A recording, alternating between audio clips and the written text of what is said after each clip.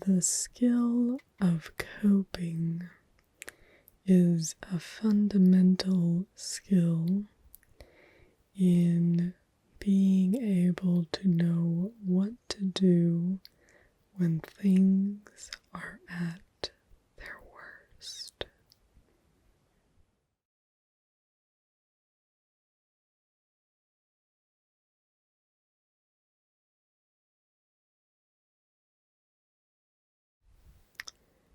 Hello. How did you go this week? Paying attention to when you said yes and when you said no.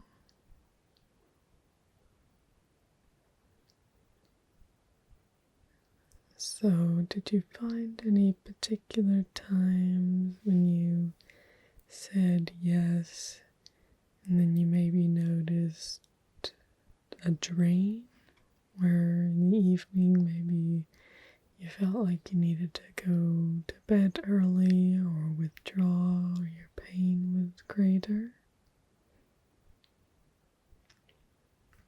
Yeah, it's very common.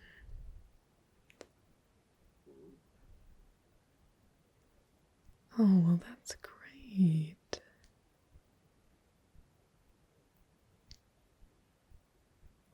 No, that's very promising after just one session talking about it. Oh, I'm glad to hear that. And how about, I know we also spoke about gentle walking.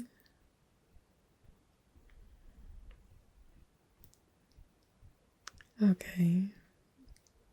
A nice pace. Yeah. Okay, so just a little faster, did it? Well, that's great. You've done the work, and that, sometimes half the battle is just feeling like you want to actually try things. So that's great.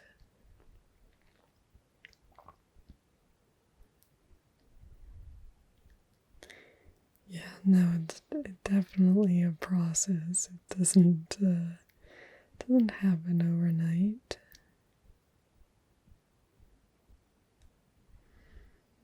Yeah, no, it's very common. People usually do have the hardest time saying no to their children when it's something you really would want to do.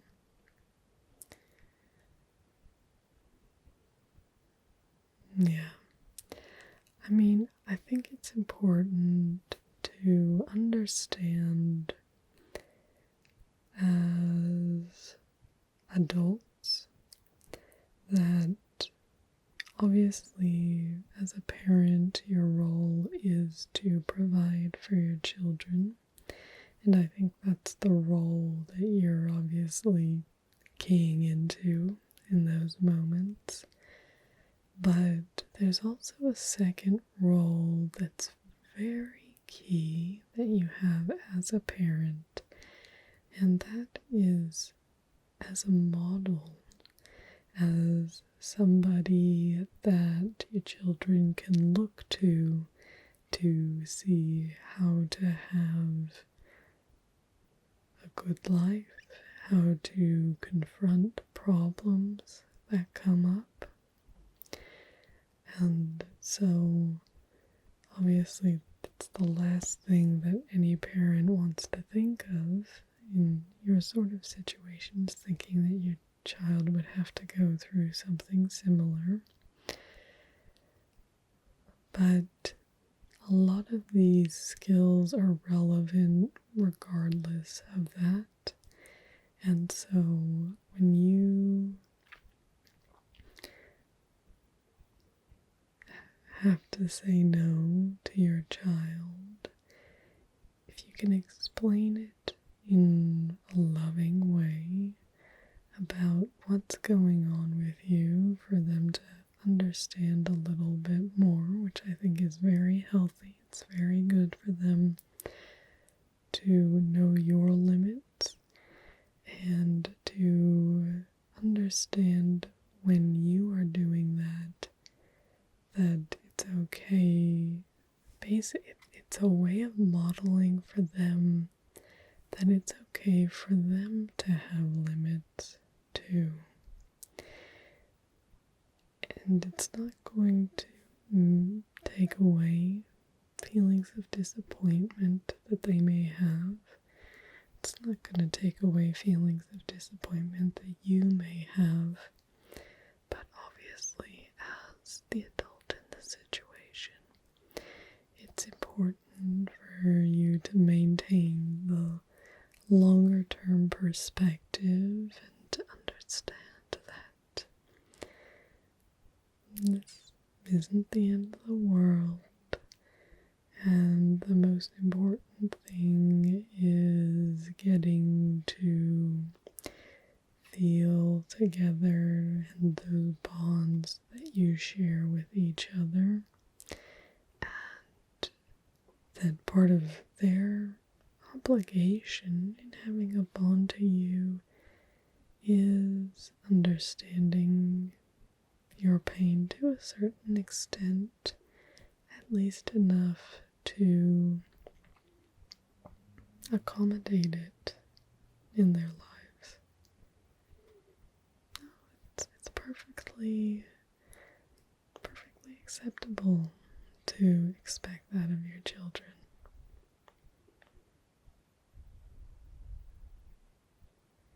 Yeah, no, I think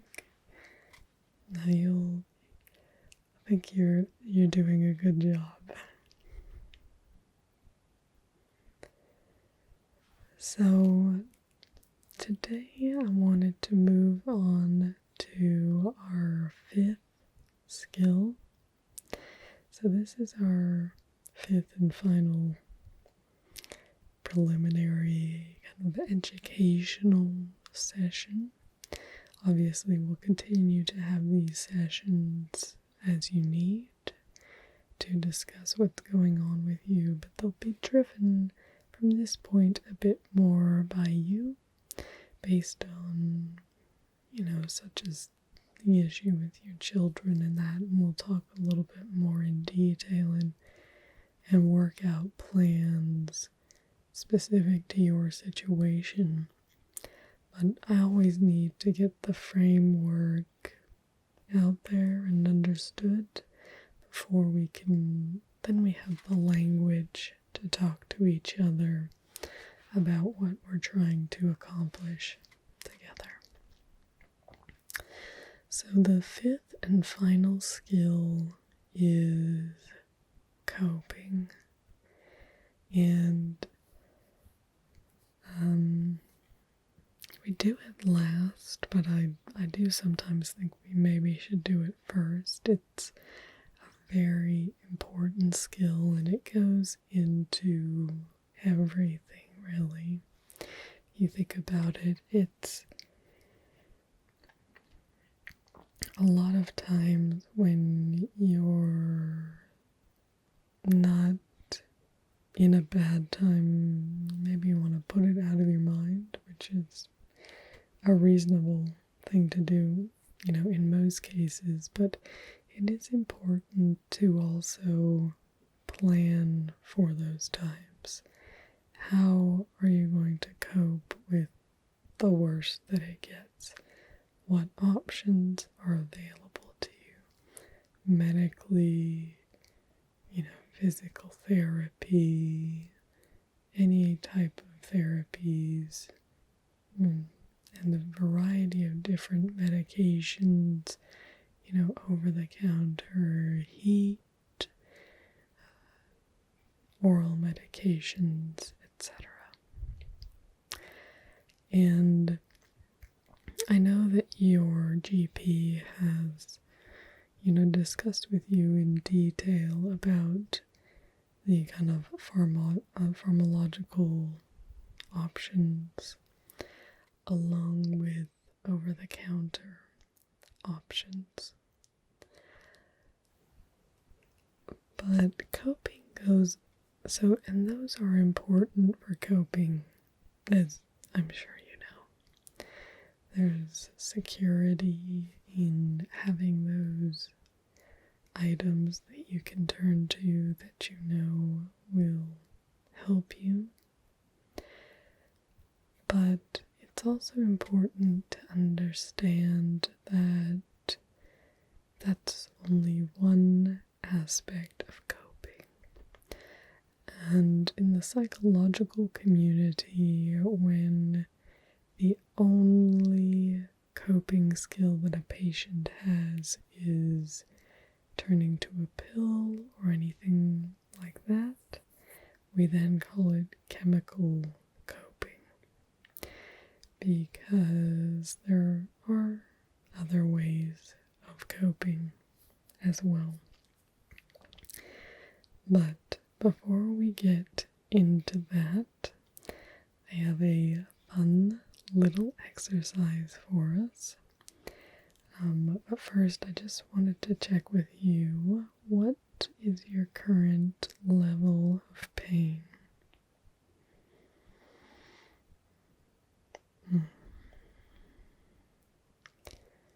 If you ever just need to lay back and want me to be quiet, just let me know, okay? Okay. So what I'm going to have you do, is if you can see this box here, I'm just going to have you put your hand into this box, and you'll see I put my hand in, so it's all safe. I haven't put any sort of booby traps in there. It's just items from my office. We're testing a tactile response here. So what I want you to do is we're just going to close your eyes and put your hand in the box, and then just feel around and see what you can feel, okay?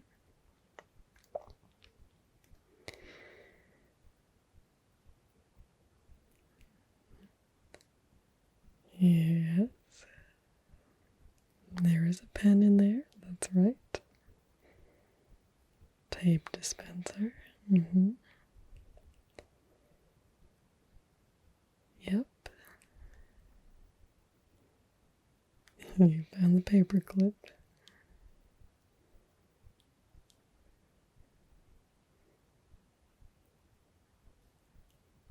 Can you tell what that is? So, I'm trying to think. Yeah, no, it is. It's my ID card for getting into the building.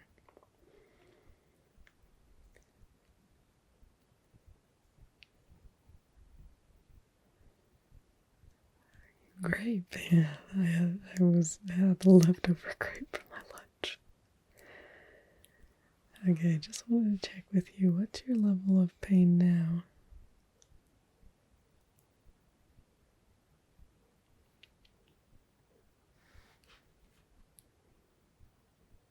Yeah? No, so,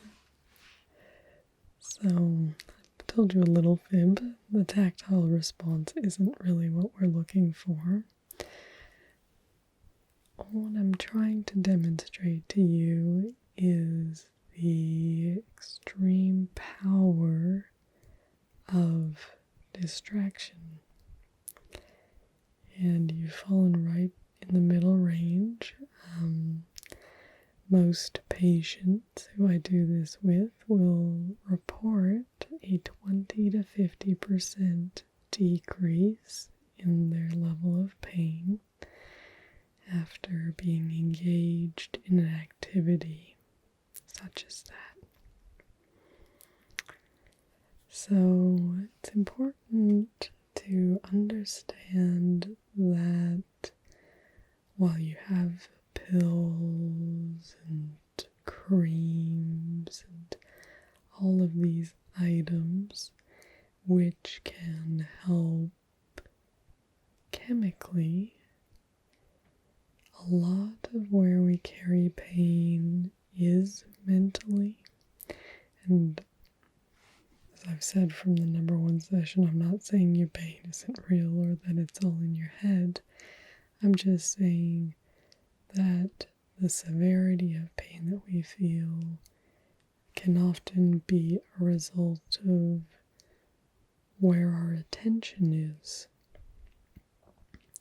And so if you can find a way to engage your attention in something else, then you can find a decrease in your pain.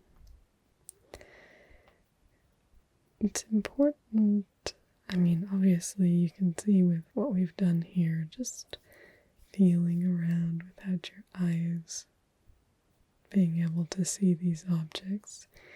That's a fairly simple task. It's not draining for the body or anything like that. So part of coping can be brainstorming to figure out what sort of activities you can use to distract. Some people swear by just flipping an audiobook on. Some people love to watch a funny show or watch funny, animal clips on YouTube. There's all sorts of things that people can use to distract that are passive. But it can also be folding laundry, taking care and attention to fold the laundry, really feeling the textures of the fabrics, and folding with deliberation.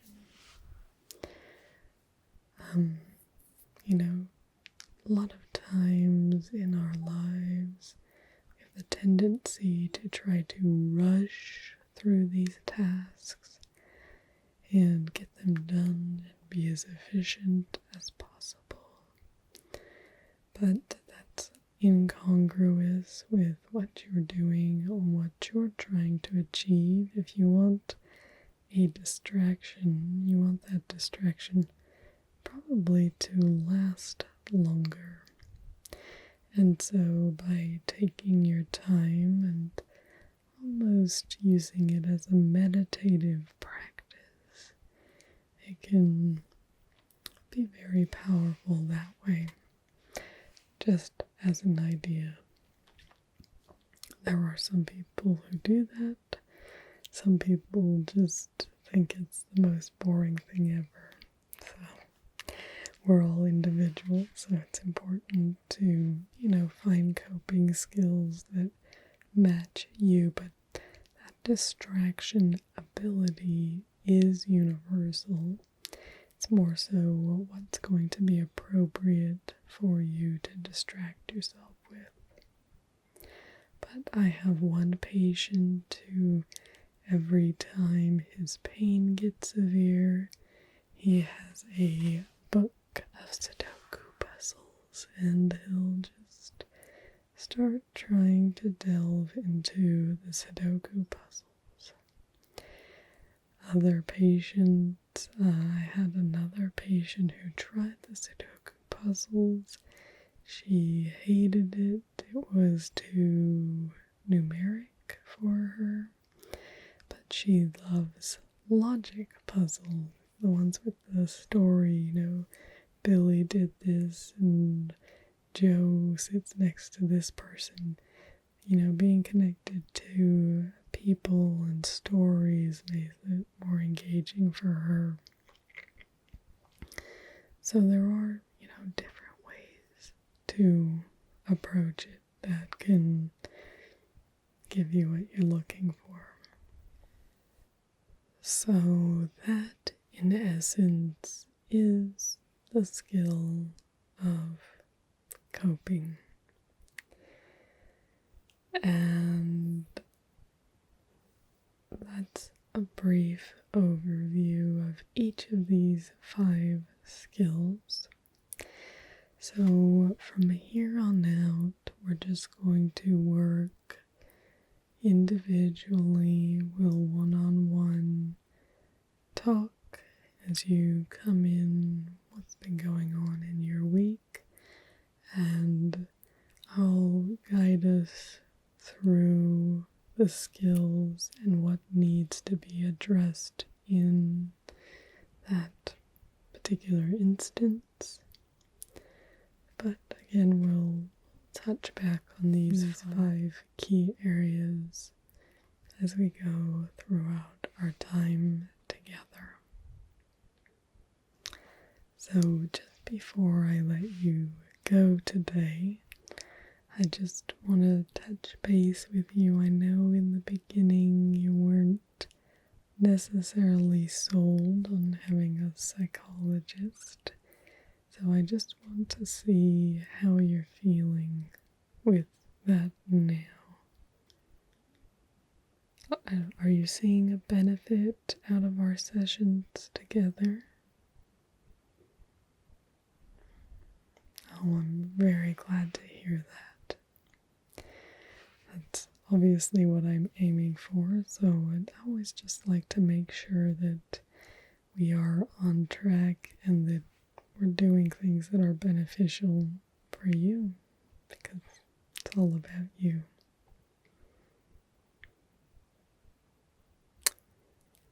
So, keep up. It sounds like you did some very good work in balancing and probably have a few more things you want to try with that.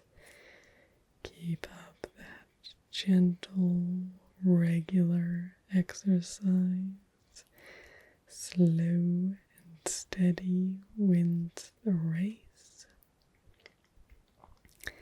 And this week, I think just try to figure out what is something engaging that you can do that you think would be appropriate and feel reasonable to do while you're still in your worst pain days.